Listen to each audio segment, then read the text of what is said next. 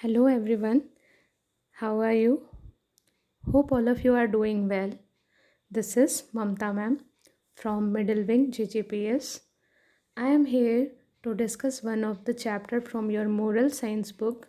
This is chapter number 6, forgiveness. Before going to the chapter, what does the word forgiveness mean?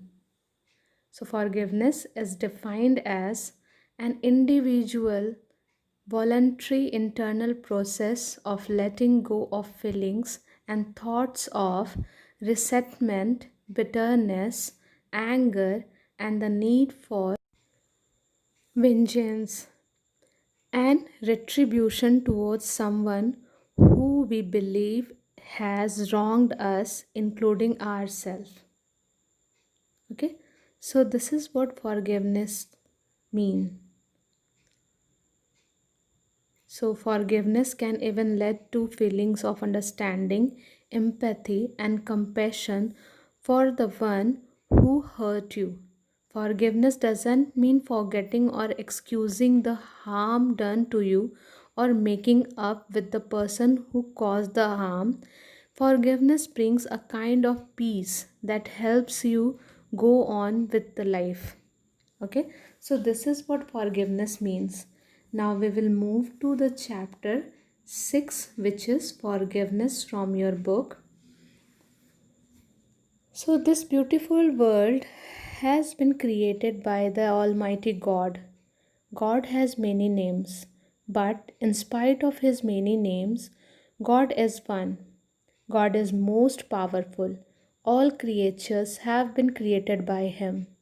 Man is liable to commit mistakes, but when man asks for forgiveness for his sins and his mistakes, God forgives his sin and mistake because God is very kind. Man should also be kind to others. Yusuf was a kind old man. He lived in Arabia. One night he was sitting in his tent. It was very cold outside the tent.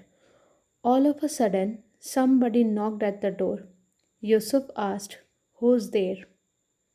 "Sir, I am a stranger. I want shelter for the night," the visitor answered. Then Yusuf opened the door. The stranger came in. Yusuf gave him food and fruits. He also gave him a blanket. During the conversation, the stranger told Yusuf that he was an accused. The soldiers of the king were following him. Yusuf assured him, "This is the house of Yusuf. Here you are completely safe." Yusuf woke up the stranger early morning and said, "My dear young man, it is dark.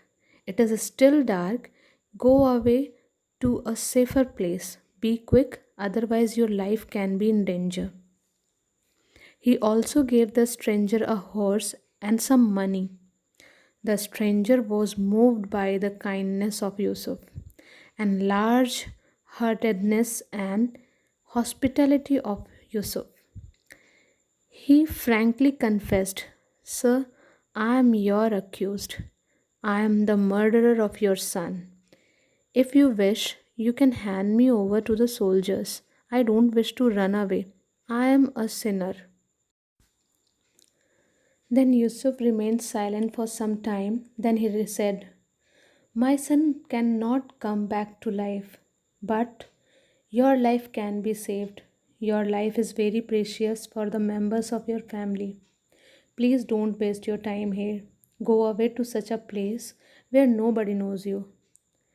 Then the stranger said, "Your forgiveness has converted me to goodness.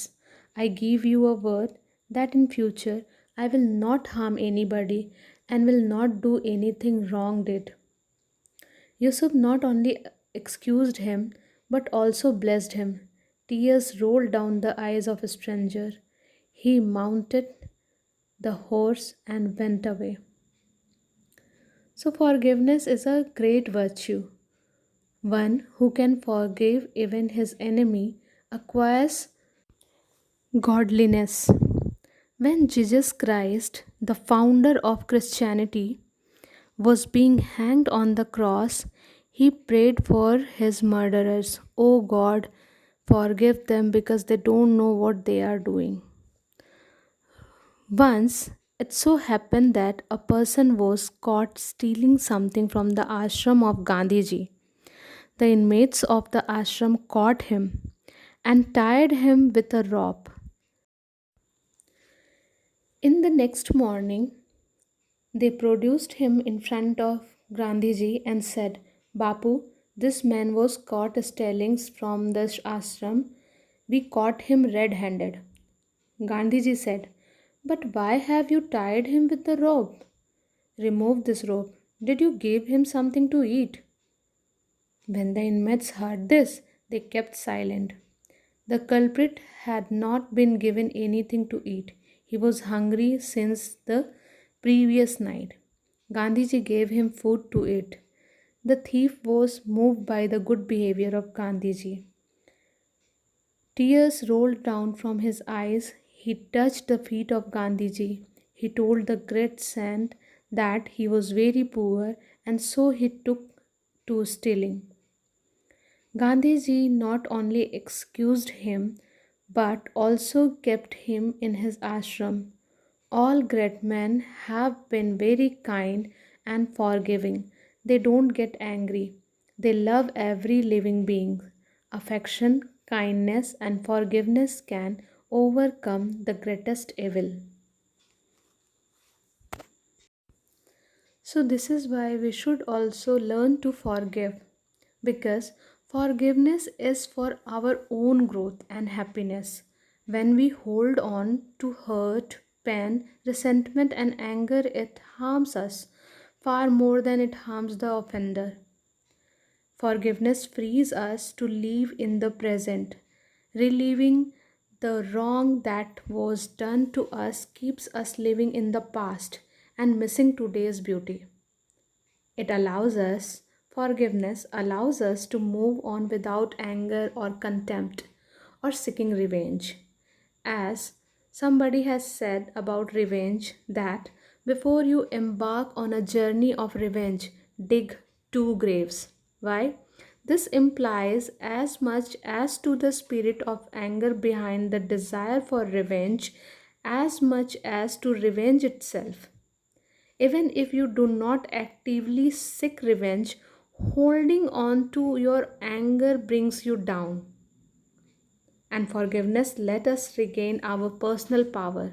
Our anger, regret, hearted, or resentment towards someone means that we are giving up our power to that person. So, forgiveness brings us back to a good physical and mental health. Now, when should we forgive? When the pain of holding on to wrongdoing in the past continues to follow us in the future, we have a choice: be bitter or let it go. Okay? So, this was the chapter number 6, forgiveness. I hope all of you have got the moral of this chapter. We must learn to forgive because the weak can never forgive. Forgiveness is the attribute of the strong person. This is what Mahatma Gandhi used to say. So, thank you everyone.